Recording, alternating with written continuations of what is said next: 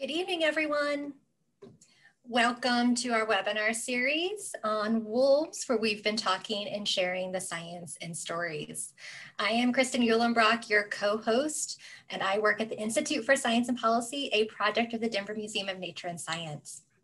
Before we get started this evening, I do want to acknowledge with respect that I and my guests that are here in Colorado reside on the traditional lands of 48 Native American tribes who now live throughout the American Southwest, Great Plains, and Rocky Mountains, including the Southern Ute and the Ute Mountain Ute tribe, the Arapaho, the Cheyenne, the Apache, the Comanche, and the Shoshone tribes. We have a couple audiences joining us on our webinar tonight. We have the audience here on Zoom, so welcome. I'm seeing people from all over the place tuning in. It's great to see where you're watching from. That chat where you've been typing in where you're watching from is also the same place where we're going to ask you to add your questions as we go through on. We will have a few minutes of presentation at the beginning and then a lot of time for Q&A at the end. And we'll try to incorporate some of your questions when we get to that Q&A portion. I do want to say in advance, we do not get to all of them, but we love to see them. So please keep them coming in throughout the evening. We also have an audience joining us on Facebook. Hello, if you've joined us on Facebook. Same thing to you. Feel free to use that comment feature to type in your questions for our guests tonight. We have eyes on that and we'll bring those over here and get some perspective of what you have to view on Facebook. So this series, we are in episode number 4 out of 5 for those loyal followers who've tuned in all along. And tonight's episode, as Nicole mentioned, is on the values and costs of wolves. In this series, we've been very deliberate that we want to focus on both the science and the policy, but also the lived experiences and the values that come along with this. We're planning to bring together a diverse group of perspectives throughout this entire series, and we're bringing in some unique voices that will be joining us tonight as well.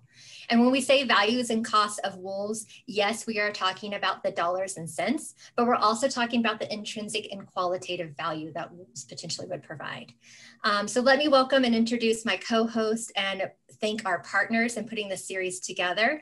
So in addition to the Institute and the Denver Museum of Nature and Science, I want to acknowledge and thank our great partners in relationship at the Colorado State University Warner College of Natural Resources, including the Center for Collaborative Conservation, the Center for Human Carnivore Coexistence, and CSU Extension. And so with that, let me bring my co-host and friend now into this conversation. John, good evening, John. John is the director for the Center for Collaborative Conservation at CSU. How are you this evening?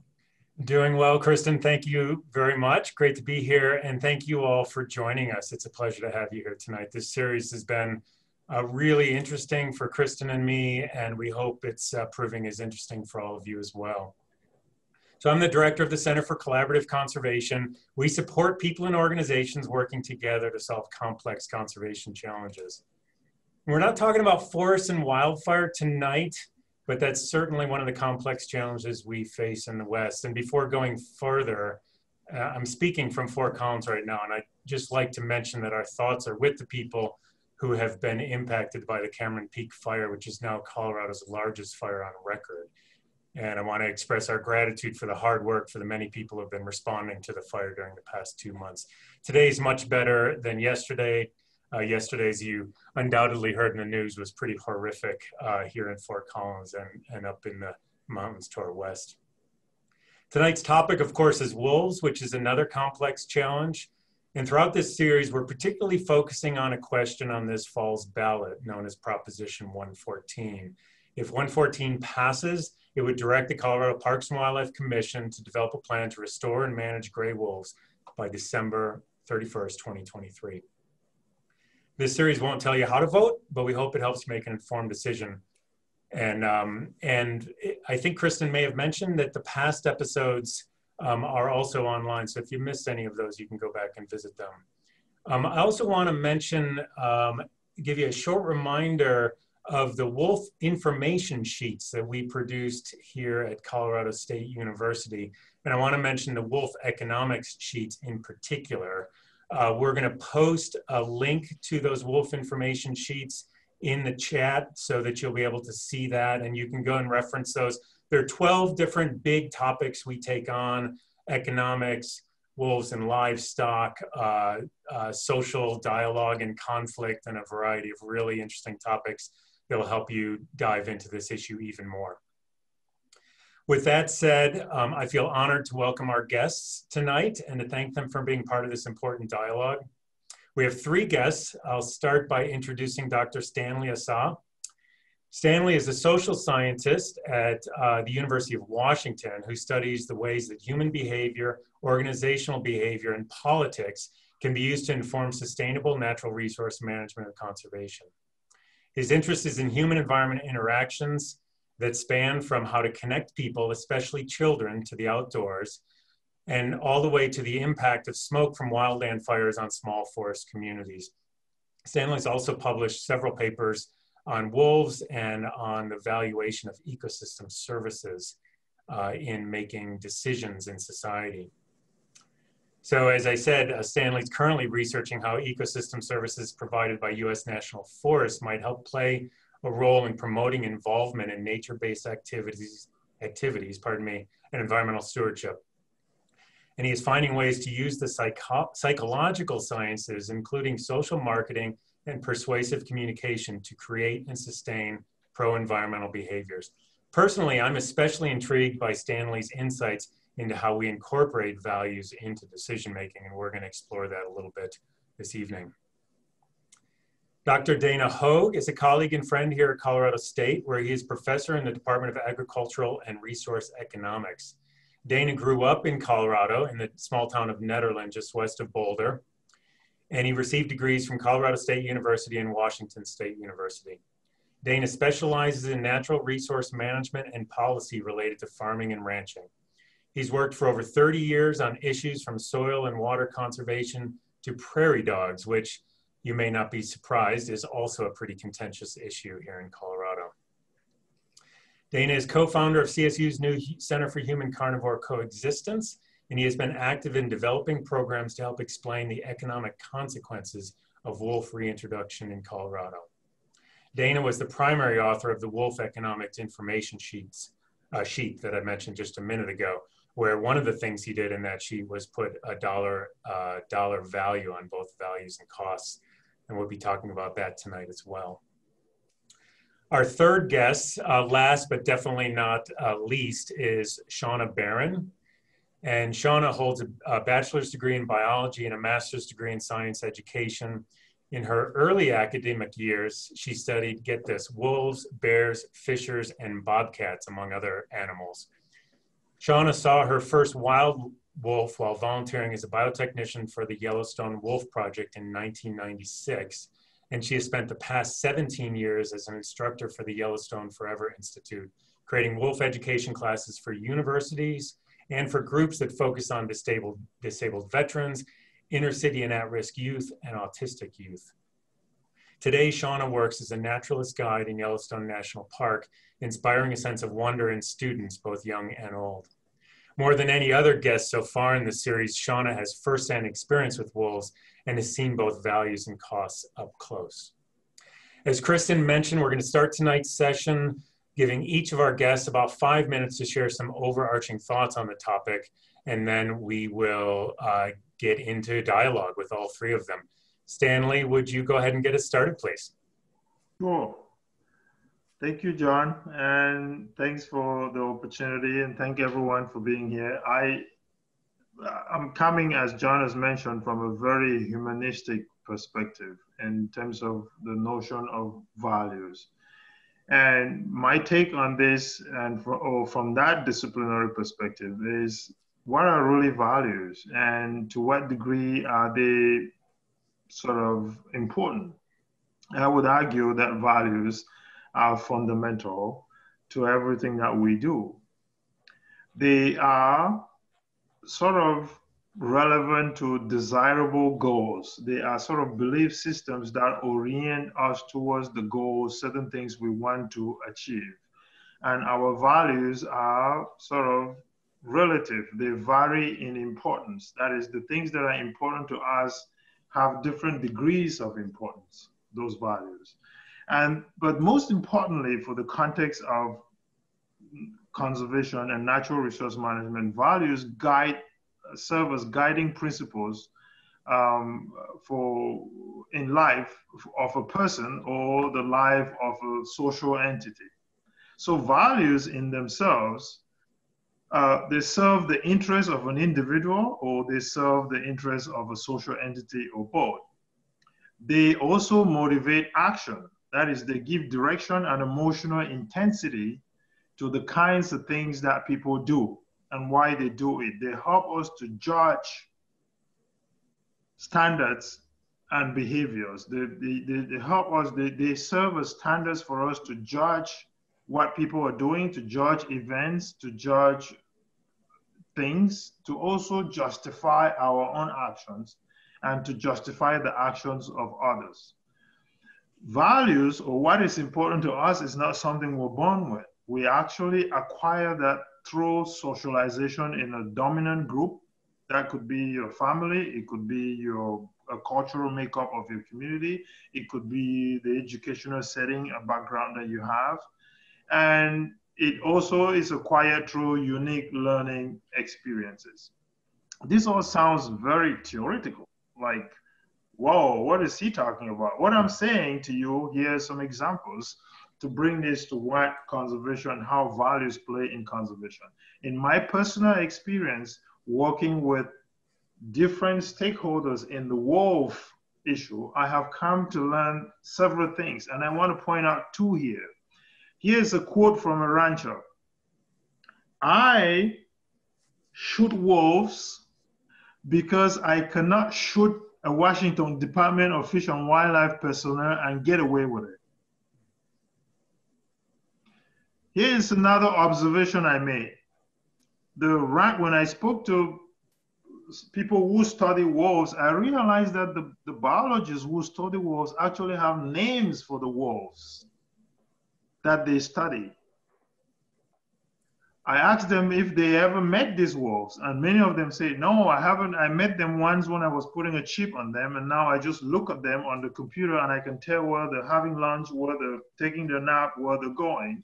But I really do love Susie. Susie is the wolf. These same scientists don't understand why a rancher who gets up every morning and goes to feed the cattle by hand, touches the cattle every day, they still don't understand why the same ranchers would be emotionally affected if that wolf is killed, if that cattle is killed by a wolf. And they don't come to realize that the encounter between a wolf and a cattle is not a friendly one. It is observing a cow die in a way that they themselves will not kill that cow, through some kind of tense torture or some kind of situation that in itself can affect what people think is valuable and important. What I'm trying to get at here is that you look at wolves and its conservation, you look at climate change, you look at forest fires, and that in themselves, if you take the comment of the rancher who said, I shot a wolf, I shoot wolves because I cannot shoot a Washington Department of Fish and Wildlife personnel and get away with it, what they're actually saying is wolves are not the problem. Our values is the problem. Wolves is just a place for these different values that we have, whether we are an ecologist, a conservationist, a rancher, whatever we call ourselves, our identities. Wolves, forest fires, just like forest fires and climate change, is just a space for different values to interplay, and whoever values dominates when there is no consensus takes over and sort of runs with the issue. So the issue of values is really important because it is a place where conservation can actually find consensus, but typically doesn't. So I look forward to the rest of what we have to say here about wolves and wolf conservation. Yeah, thank you, Stanley. That was a great intro to the way the values come into this question, and we're definitely going to dig in a little bit to some of those things you mentioned around other conflicts and identity and things of that sort. But if one thing we certainly want to also explore in the next 45 minutes is the actual dollars and cents of wolves, which is often what we think about when we think values and costs. And Dana has done a lot of work on exactly that issue.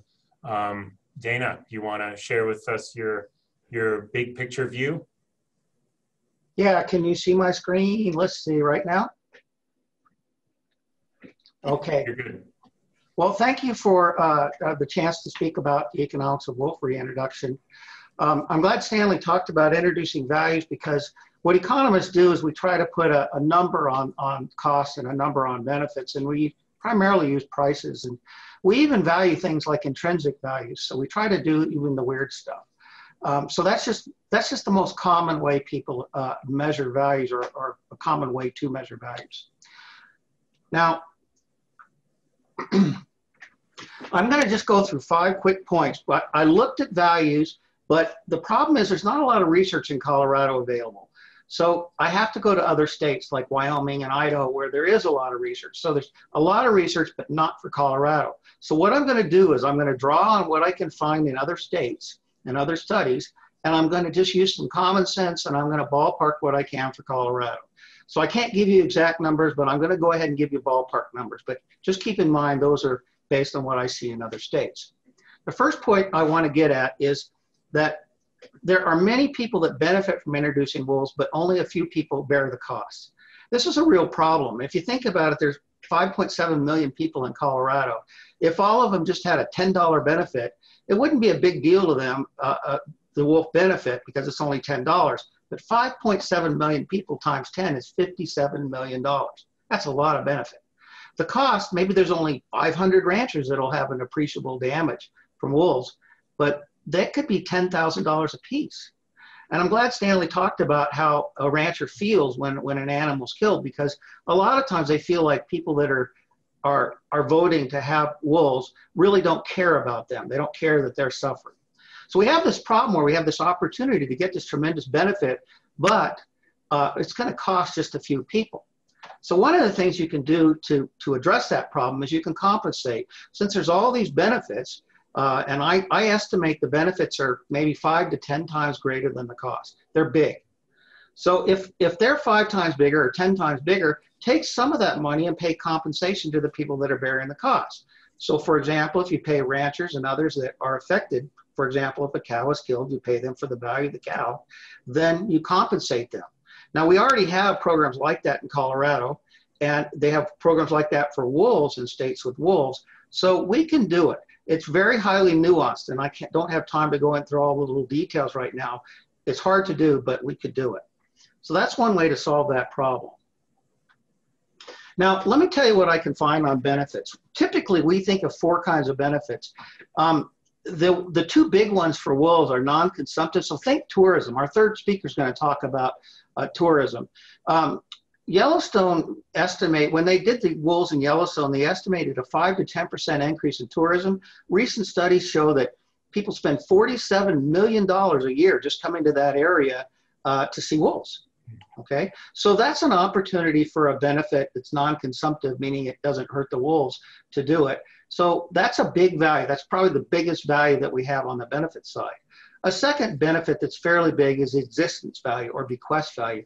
And that's simply, I want to know that wolves exist and I'm willing to pay for it. A lot of people watching today would pay to preserve polar bears, for example. You're never going to see one, most likely, but you'd like to pay to know they're there. Bequest means you'd like to know they're there for your kids and your grandkids as well.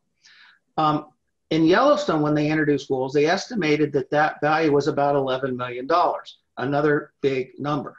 Now, it wouldn't probably be that big in Colorado because wolves are not as rare as they were in the Rocky Mountains at that time. And also Yellowstone's, of course, a lot more famous than Colorado. So those are the 2 biggest numbers for wolves. And the option value is the next one. And that just simply means I'll pay now because I'd like the option to see a wolf someday if I feel like it. Maybe I'll go to Yellowstone and I'll go to one of these tours that Shauna offers. So the last one is consumptive use. And that means you have to consume the resource. So for example, wolf hunting. Now, at first, if wolves get introduced, they'll be endangered, so you can't do anything, you can't hunt them. But in Montana and Wyoming, you can now hunt wolves. And one guy in Idaho, for example, charges $3,800 for a wolf hunt. So there's a lot of revenue potential. That's called a consumptive use. So if you look at wolves overall on benefit side, there's quite a few potential benefits. Now, what do we know about costs? Costs include private and public costs.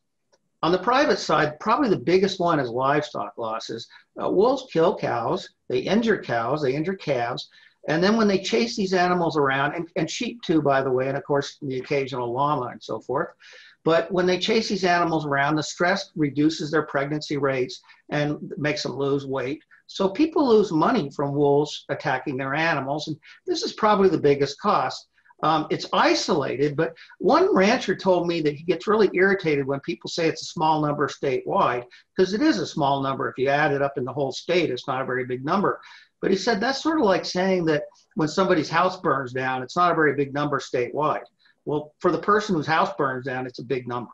So those ranchers feel pretty upset about when it happens to them, and some of them could even lose their operations. Another one would be hunting, and in the case of hunting, studies really show that for deer and elk and moose, it's not a big number, but it could be for any one person. On the public side is wildlife view, is the management side. One study estimated that we're going to spend $350,000 to $450,000 for the first 2 years if this amendment passes. We got to spend money to manage wildlife. So my last point I want to raise quickly is that, like everybody else, I'm going to recommend that we need broad public discourse based on experience. This is a rare opportunity. We know a lot about wolves. We can go to a state like Wyoming where they've dealt with this for 20 years. We can ask them what they think. Now, I'm going to tell you, I just did that. I went and interviewed people in Wyoming and Montana, and the ranchers told me there were 4 things that mattered to them. One is don't fight the feds. So when you deal with people who manage wolves, try to get along with them and everything works better. The second one was they want some means of lethal control. Now, I know that sounds controversial, but they feel like if they have some way to control problem wolves, they're much more willing to live with them. The third is compensation. And the fourth is they've been spending more time in the woods with their animals, so they don't just leave them there. They're spending more time with them, and they say that's the #1 deterrent for wolves, and they found good success with it.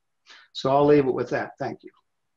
Yeah, well, Dana, you left us with 4 really big topics that we could spend the next 24 hours exploring, but we'll get back to several of those already. We're seeing a few questions about compensation, but also I'm really struck by the really big numbers that are seen up in the Yellowstone area from the tourism.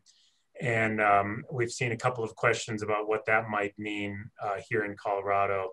But before we go there, Shawna, can you tell us a little bit about your experience working with tourists? And I know you also work with ranchers that are on the periphery of Yellowstone. So you have both of those perspectives to share with us. Sure.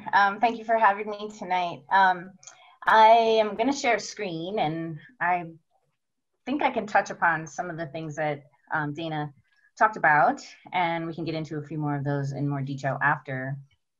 Let me hit that. Sorry, it didn't come up right away.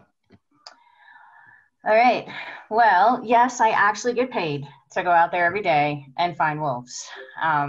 So I thought I'd share just a little bit about what tourism looks like here in the northern part of the park. I live in Gardner, Montana. So we're at the north gate of the park, and there are 5 entrances to the park. So I'm just going to focus on just our entrance. And since Dana's the numbers guy, some of these numbers I might throw out there could be talked about a little bit more in detail afterwards. So I am a naturalist guide here in Yellowstone National Park. I take folks out into the park every day to look for wolves in particular. But we're also looking for lots of other wildlife. And I'm teaching often in anywhere from 1 to 5 day classes on wolf ecology, predator-prey relationships. We do talk to ranchers, and I'll get to that in a minute. And we spend a fair amount of time outside the park as well as inside the park. So I'll talk a little bit more about that too. Let's see if this thing's going to switch today. Ooh, maybe you're not going to. I was having to click on it and roll down with the mouse. There it goes. Yeah, there it goes. So this is Lamar Valley. This is my office. So I'm pretty lucky to have an amazing place like this to work. As I said, we do go into the park in hopes of finding some of those kind of big 5 animals that we have here in Yellowstone that people want to see every day. And Lamar is one of those places that we spend a fair amount of our time. And so I know it might seem that Yellowstone is a unique setting to see wolves in, with 2.2 million acres, and wolves are protected inside the park. It may be hard to draw those parallels for Colorado, especially when discussing, building an entire tourism industry around wolves. But I think we can do it. And wolves really only need one thing. They need tolerance. And they are incredibly resilient. They can live pretty much anywhere if we'll allow them to. And they're actually easier to live with than we originally thought. And we can get to some of those discussions later. But the one thing that they absolutely need and cannot live without is actually tourism. This photo, of course, is pre-COVID. Most of my photos are, so everybody's standing very close together. Just want to put that out there, that today we're standing very far apart from each other in the field. I thought I'd share a little bit of just images of people that will actually come out to Yellowstone and line up in the hopes of seeing a wolf. Dana's going to talk more about the numbers, but I thought that I would share some personal numbers that my friends and colleagues have given to me over this past week, talking about how much money we make on a personal level, and what that might kind of come out to be once we start crunching the big numbers. Now, just for our small guiding community here in Gardner, we have over a dozen guiding companies that run out of the North Gate. And that's basically in a town that has a little over 800 people. We have a dozen guiding groups. If you look online, you will see them. And most of those folks are going out there to look for wildlife and or wolves. Over 90% of our requests from our guests is to see a wolf. And that's pretty much across the board with everyone I've talked to. The other kind of key note to think about is that there are over 104 CUA holders, permit holders in Yellowstone National Park that come in and out of those 5 gates that we have.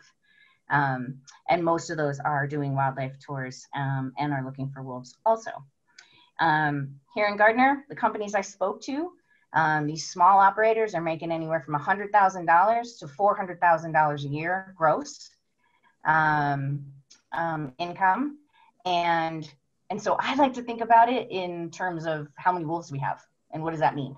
And so in Yellowstone, we have an average of 100 wolves. And so if one of these operators is making $300,000, each wolf is going to be worth about $3,000 to that individual company. It's not all the companies. That's just one company. That's a $3,000 wolf. Fortunately, we do have, an intensive ability to see them here.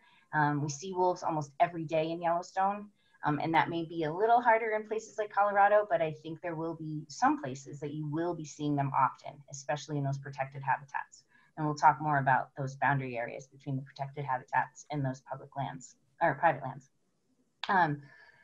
As you can see, it gets a little crazy out there. This is actually from a couple of years ago. Madhouse scene out there sometimes with cars parked all over the place and people just trying to see a wolf. We try our best to keep our distance from them, and we like it when they're at least a half a mile away from us so that they're going about their business, doing what they need to do, and we don't wind up with a situation where we have wolves watching people watching wolves. We don't want that, and we want to keep them from becoming habituated as best we can. And it doesn't matter the weather. People will spend $1 bajillion on winter gear to come to Yellowstone in the winter and stand out there all day long and watch wolves. My students will stand there for hours at a time. If we have wolves in sight. And ages, we get everything from little kids to retirees. We get teachers coming for, continuing education credits, and we get a ton of school groups where we're doing outdoor education every day with those kids. And they will get their butts out of bed to see a wolf. A teenager will get their butt out of bed in the dark to go see a wolf. So that's always fun. Of course, they're all trying to see this. Right? We're hoping to catch a glimpse of a wolf in our scopes. We're hoping to see one walk by us. We're hoping to have that magical moment where you can catch that beautiful amber look in their eye, not only to see a wolf, but hopefully see one look back. It's a really powerful thing, and I can tell you the first time anyone sees a wolf, they will have a reaction to it, no matter their hate for them, no matter their love for them. The first time I took some of the ranchers from the Madison Valley Ranchlands group out into the park, their first words were, "I hate those wolves." But their second word was, "Oh my God, they're beautiful." So they don't hate the wolf just for the sheer fact that it exists. They tend to hate the wolf for the complications that it brings, and we can talk more about that. My kids, when we're in the field, of course, teaching about predator-prey relationships, our students are out there in the thick of it. We go and do carcass surveys. We're looking, of course, at wolves during the day and watching their behaviors. And they, of course, are learning about these individuals. And learning about these individuals is the pathway to tolerance. We, of course, have had a lot of myths about wolves, and I work really hard to dispel some of those myths. No, they are not the size of a dire wolf. No, they are not the animals that were in Game of Thrones. No, we did not introduce an animal that is physically larger than the wolves that used to live here. These are the things that I get all the time. But trying to work to help people understand the animal, just for the animal's value in its existence alone, and then understand the animal from an ecological perspective and really what they're capable of, and really how scary they are. It's very, very rare for a wolf to ever do anything to a human. And we can have fun conversations about that. The other thing we do is we take a lot of our student groups out to meet with the local ranchers. We, of course, the one way that we can, hopefully change the conversation about wolves, change the narrative about wolves, is to change the story we tell all the time. And so having these ranchers have a voice, bringing them to the table, bringing them to the conversation is an amazing way to include your community members and get them on board with, of course, wildlife management in a more positive way. Our ranchers, are living with wolves every single day. And not only do they get to talk about what the reality is of what it's like to actually live with a wolf in the landscape, but they also get to earn a little money that day to become a guest speaker for us. So it's an income for them as well. And then we also volunteer our time on their land, whether it's to learn about husbandry practices and what changes they're implementing. We've learned a lot over the past 25 years of living with wolves in this ecosystem, and we can live with wolves. It's not that hard, and we only have to make a few changes to do it. So my advice as we move forward for Coloradans is anytime that you can build tolerance, of course, with your stakeholders. I do believe Colorado, having lived there, has a lot of places where we have both public land and private land. And I think if we can work with those landowners that wind up having wolves on their land, on those private lands, we will have more wildlife viewing opportunities and potentially more tourism opportunities as well. And so if you can do this, the wolves will thrive. They're very resilient. They can live anywhere, as we said before. If you can do this, the people who are longing to see a wolf and wanting to connect with something so viscerally wild as a wolf, they will come. And I can guarantee that the money will flow and tolerance will grow as well. So thank you so much for having me. I'm looking forward to this discussion. Great. Thank you, Shawna. And thank you to all of our guests. We are not going to give all of you the due diligence and time you have this evening. So I'm going to jump right in. And again, feel free for all of you to chime on and react to others' comments and stuff there. And I love that all of you already gave our audience some really key takeaways about stakeholder engagement and talking with people right out of the gate there in your opening remarks. So thank you for that. And I'm a numbers person too, but I actually want to start a little bit more on the human side of this.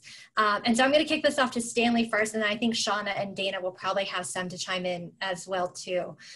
So Stanley, you've written about how nature is perceived and valued in, quote, starkly different and often conflicting ways, and that there's a need for a pluralistic approach to recognizing the diversity of values when we make decisions.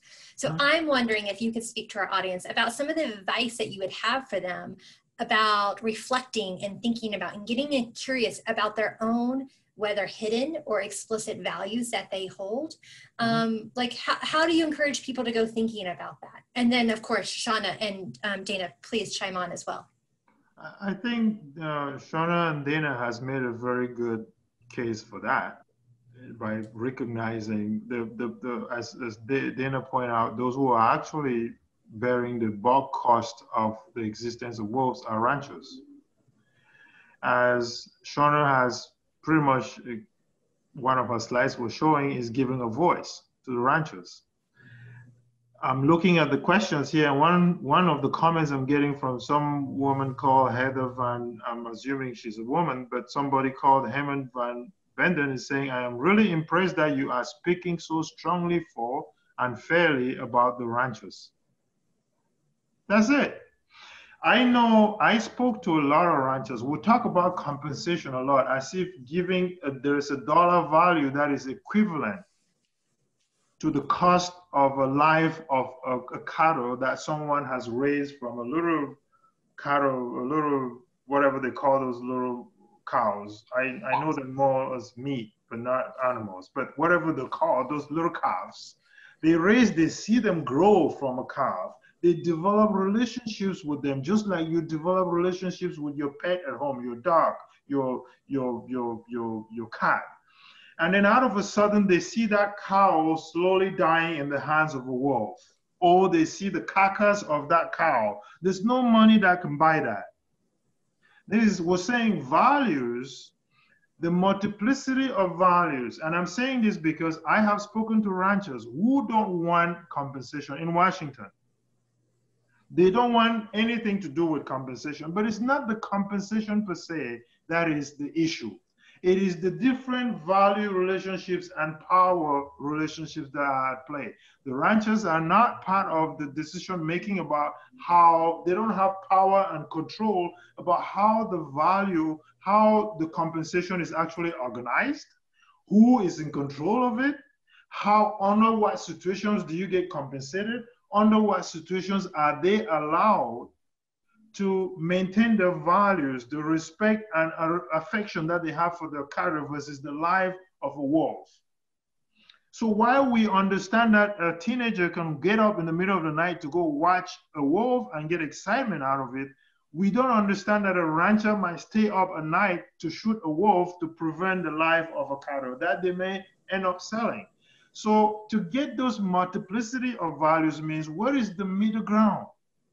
How do we manage a certain number of wolves and maintain livestock activity so that the rancher doesn't end up at the losing side of it? And remember, this is not just losing money.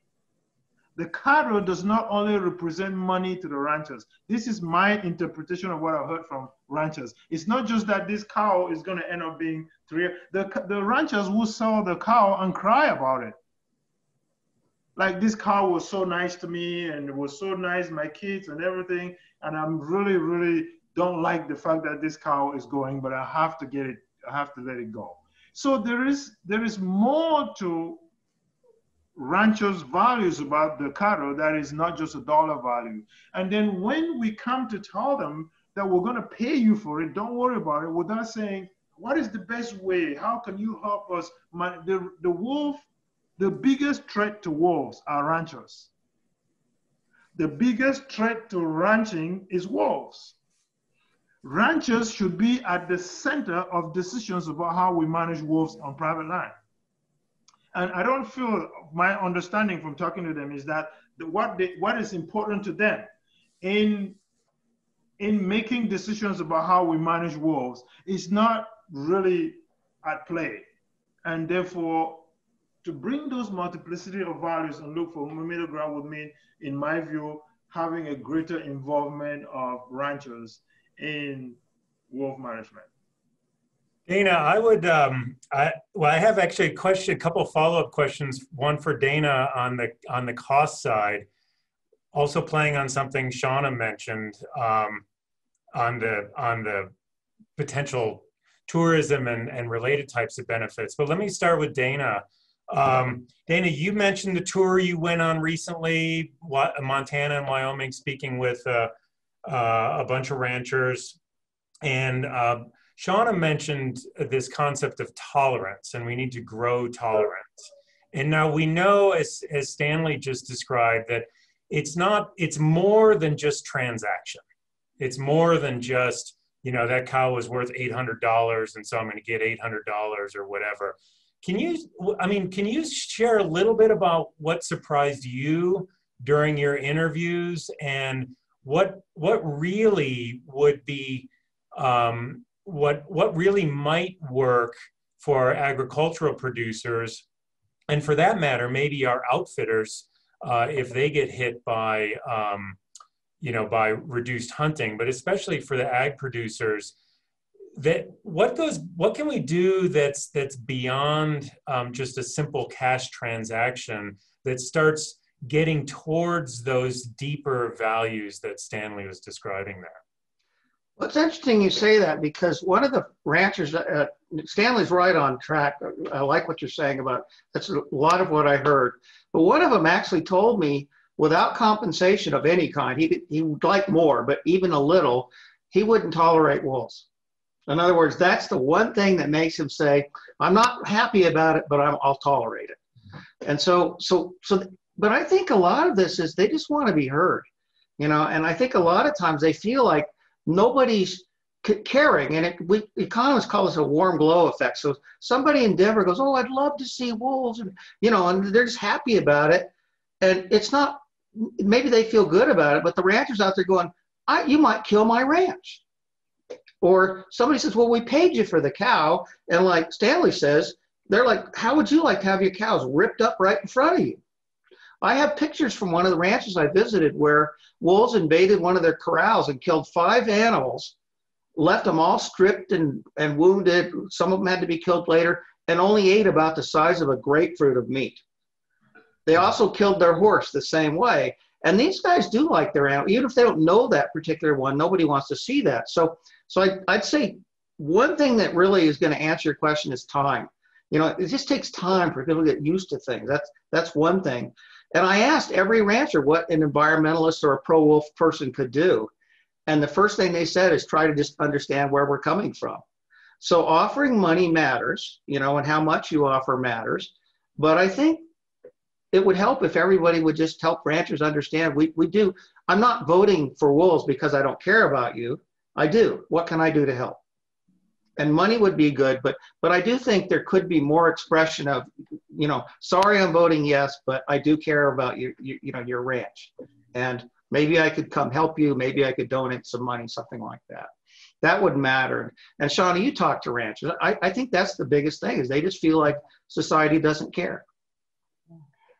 I think one of the best things that I've learned over the past 25 years, and I myself come from a dairy background, so I tend to have a leg up when talking to these guys or women that are running these ranches, is that we can learn to live with them. And over time, the more exposure we have to these animals, the more tolerance that I see. Yeah, wolves can be a pain in the neck, and some ranchers are hit harder than others. And that's something I think we always need to keep in mind when we're having these conversations. But there's also a whole suite of practical-minded ranchers out there that have learned to live with wolves. They've made adjustments. Some of those adjustments cost money in order to make those husbandry practice and changes. And so I think we need to value that. But more importantly for me, especially in the Yellowstone ecosystem, even if I'm not a meat eater, which I am, but even if you're not, I value ranchers' presence and their existence, not only for the cultural way of life and maintaining that historic, cultural value of just ranching in the West. And a lot of people will feel differently to that, but I also am very invested in keeping the land open. And so if we can keep ranchers in business, we have natural corridors available for our wildlife to move to. Without them, it gets developed. And if you drive through Paradise Valley, you guys will know what I'm talking about. But several ranchers made that point to me, that if you don't care about me, you should care about you, because if I go, condos are coming next. And so that was a point many of the ranchers made. Yeah. And John, you asked me what's the most surprising thing I learned too. And that was that a lot of times the ranchers are promised things that they're not given those things. In Montana, there was a $5 million trust fund established to pay these payments, and some environmental groups had pledged, and they raised the whole $5 million. But that was in 2013, and not one single dollar has been put in there. Every single environmental group reneged. So we need to put our money where our mouth is, so to speak. And those kind of experiences, what happens is one rancher tells another, and then it becomes, giant, those kinds of things. So that was the most surprising thing I heard. Was I felt like I was surprised they weren't funded. And why is this important? ranchers outside public lands, right? Ranchers are the immediate conservationists of wolves. Yeah, very good. They are the ones that are in direct contact with wolves, more than an environmentalist, more than an ecologist, more than all of us that know so much about wolves. We know only as much from this so far. The ranchers are the ones actually interfacing with wolves outside public lands. They are a key player in the whole idea of how we manage wolves. In my view, their values should count for a lot, because they can choose to kill a wolf and hide it from us, and they can also develop better ways of conserving wolves that have nothing to do with killing them. It can be part of cattle herding. So there's non-lethal control that if they feel like they have autonomy and they're motivated, whatever might motivate them, they might actually be better keepers of wolves.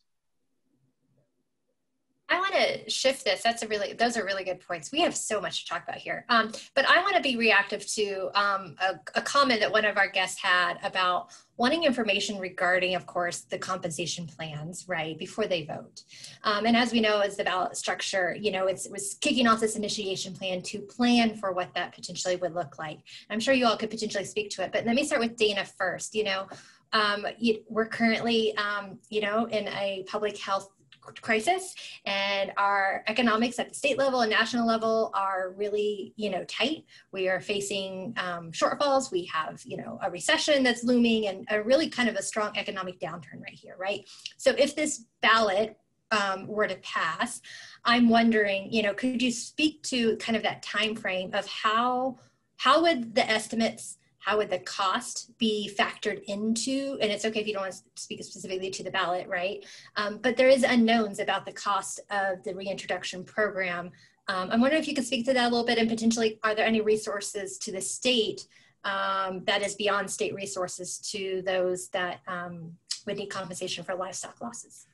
Yeah, it's interesting because when I talk to Montana for their compensation program, they feel they're very underfunded compared to Wyoming, for example. And they just can't find money. But the federal government actually gives money to the states to be able to be used for some of this. And so they get to split that up, divvy that up. That's part of it. So federal government's one potential source. But it's hard. The real answer is it's just hard. And those compensation programs can, like for example, in Wyoming, if an animal is found, you get 7 times the value of that animal, with the assumption being for every animal you find, you didn't find another 6, okay? In Montana, they don't do that because they can't afford it.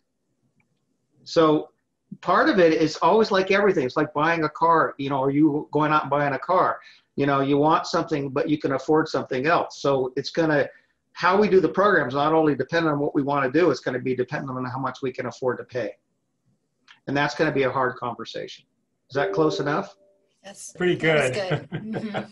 Shawna, we heard Dana say that in dollars and cents terms, the value of wolves almost certainly outweighs the cost by a factor of 5 to 10. But there's an imbalance between who benefits and who pays the cost. But on the positive side, you mentioned some pretty big numbers. I'm curious if you have any ideas about either how individual ranchers tap into that, or companies in Colorado who are interested in the tourism, and then how the dollars from that can potentially flow into building tolerance across all of society for having wolves on our landscape. I can use a couple of examples of some of the ranchers that we work with pretty often, a few in Paradise Valley, a few on the Madison Valley side, which is on the west side of the park, that I've worked with over years. One in particular, I won't mention any names, of course, but one in particular has learned that the devil you know is better than the devil you don't know. And so if he has wolves on his land, which he does, he doesn't tell anybody about them. He doesn't let anybody hunt them. He keeps a real close eye on them, as you can imagine. He's had to change some of his husbandry practices around, whether it's calving later in the year or sending calves up onto the allotments later in the year in order to get more weight on them, or bringing them down earlier in the fall to get them away from, in that case, grizzly bears in the fall. But one of the things that he has said to me over the years is really kind of blown my mind, is that he is also an outfitter in the area, right? He takes folks hunting on his land in the fall, and he has figured out that he can charge to take people to go look for wolves on his land. So he's not taking them to go kill them. He's taking people to go see them. And so he's not, you know, he's a businessman. And so he's figured out all sorts of ways in order to reap whatever benefits he can, you know, of their presence. But one of the biggest benefits that he tells me about is that once you have a pack that is established, that is socially intact, and you're not disrupting that social structure of the pack, leave them the heck alone. Because the more you leave them alone, the more that he can actually get to know those animals on an individual level. He can get to, of course, kind of know their routines, their patterns, how they move on his land. And they, of course, they get to know him, right? And there's a respect that develops between the two. And the minute you kill any of those wolves, if you kill the whole pack, just because of where he happens to live geographically, more wolves are going to come. And that is like sticking your finger in the dike, right? And the wolves are just going to keep coming. And so a lot of these ranchers that live on these boundary areas have figured out that I can just kind of deal with the ones I've got, because the next pack might not make the best neighbors.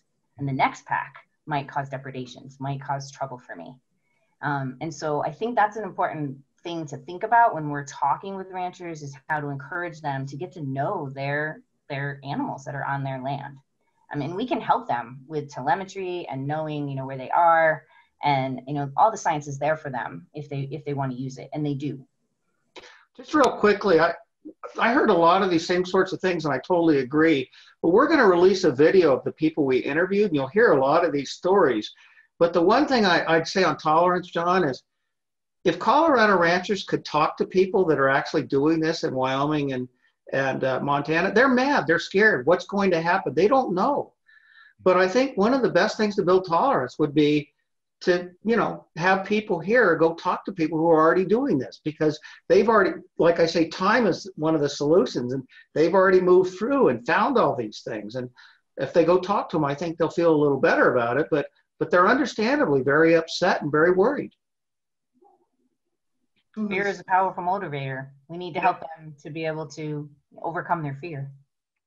So what I'm hearing from Shawna and Dana is two things. One, that the ranchers are not only emphasizing the point that the ranchers are actually our primary managers of wolves outside public lands.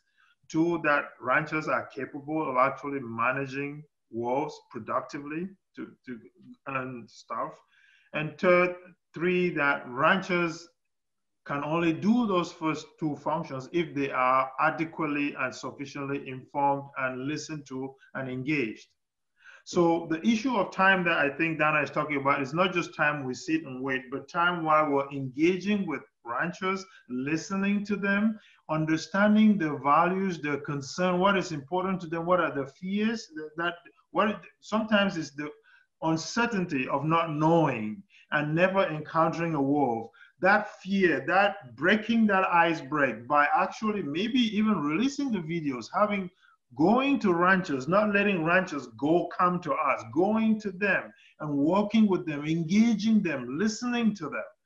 Because like these two examples you're mentioning show to us, ranchers are actually the primary managers of wolves outside public lands. And if we can engage them to overcome that fear, uncertainty, and give them control, a certain amount of control over decisions about the stakes of the cattle, but also the wolves around them, then you have a rancher who has a tourist-based kind of thing. They may actually promote non-lethal control because they want those friendly wolves around for tourism purposes, while the cattle are also coexisting with the wolves. So we're really emphasizing the fact here to me that those who encounter wolves frequently outside public lands are actually the primary managers of wolves, and we should be working more closely with them. I want to be careful too. I know ranchers are I want to make sure that they get a fair hearing. And, you know, Shawna, when you talk about all the things we can do, I agree that's most people's experiences, but there are horror stories for ranchers too.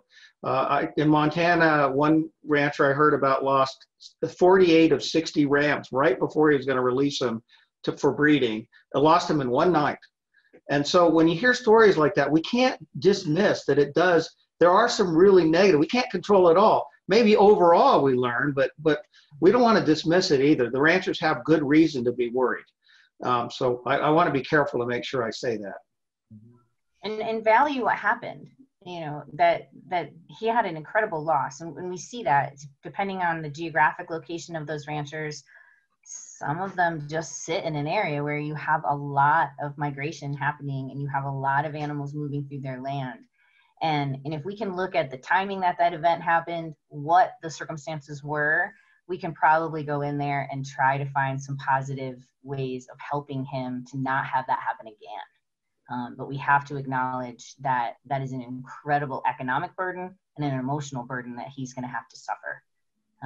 And we need to find ways that we can balance those negatives with a positive. Mm-hmm. John, why don't you take the last question, because we're getting close here on time, and I know between you and I, we would, you know, tussle over all these questions we want to get to, but John, I'm going to give you that. Why don't you take the last question for our guest tonight before we wrap up? Okay, well, thank you, Kristan. I've really appreciated how Shawna, Dana, and Stanley, how you've really, you know, been thoughtful about what you're hearing from each other. I've learned a lot in the past hour. I'd like to, you know, close by pivoting off, well, a little bit away from ranching and ag producers and talk about, if I could just get a quick thought from each of you on the values of the people who have been advocating for Proposition 114. One thing that we've heard from on the pro side, and maybe we could start with Stanley on this, but maybe one thing we've heard on the pro side is that their voices have not been heard for a long time in Colorado because they have the pro-wolf voice has been not really admitted into the dialogue. And some people have told me, right or wrong, I'm not saying, but what I've heard is some people have asserted that the reason we've gotten to ballot box biology is because nobody's listened to us in the past. Becky Nemec a couple weeks ago presented her survey data that suggested that indicate that a majority of Coloradans have been pro-wolf for more than 20 years. So Stanley, in the context of being respectful and listening to the ag producers, how do we also make sure that the pro-wolf voice is also listened to in this dialogue? Well, I think everything that we just said here is actually a pro-wolf voice. We're saying that if you want wolves and you want wolves not to be killed by ranchers, get the ranchers involved. This is pro-wolf. If you're pro-wolf and you don't want the wolves to be killed by ranchers, make sure that the ranchers are sort of the values. I think that this whole conversation is based on the premise of a pro-wolf. We're looking at how do we get wolves into Colorado and make them stay and keep ranchers from killing them. This is really this, and everything we've said here is that we know that the biggest threat to wolves is all people, and this is not just threat in terms of killing them, but ranchers might be small in number, but they may have a stronger political lobby, which is a value thing. But everything that we've said here is pro-wolf. It's like, okay, now that we are pro-wolf, what do we do to make sure that they come in here and they stay, which is give some leverage to ranchers. But the fact that they're not listening to is what I was saying about that. The fact that they feel that they're not being listened to, the pro-wolf people are not being listened to in Colorado, is it's the same idea of enabling values to play out. And part of values is valuing your participation and engagement in something. And this is not a question of majority, or I don't like the idea of majority politics. Okay, so I like the more, you know, because this is, if it was a matter of majority politics, wolf would just be everywhere because the ranchers are a minority, like we've sort of, so the idea really is wolf is good for everybody, including ranchers. So the anti-wolf thing here is the anti-consequences of having wolves to the few people. So to listen more to these people is, to me, is, if we didn't listen to pro-wolves, we wouldn't be having this conversation, because there's an initiative to actually have the wolf be politically accepted. So that would be something that will be voted, and that was a form, the political thing that we don't like is actually a way for the majority to have a voice. So that initiative in itself is one way of saying, we're listening to you. We want to prove to you now that the majority supports this. Dana, what do you got a little smile on your face? We're out of time, so I'm just going to go like that. That's good. Good Shawna, do you want to close us out with any thoughts on that last question? Yeah. Yeah. I mean, this initiative is the first step, but you know, Dana keeps going back to time. You know, time for us, and Stanley, time for us to communicate with one another, time for us to actually realize that wolves are not, you know, it's very unlikely that they're going to grab a kid at the you know, the bus stop. Like, we hear all those fears.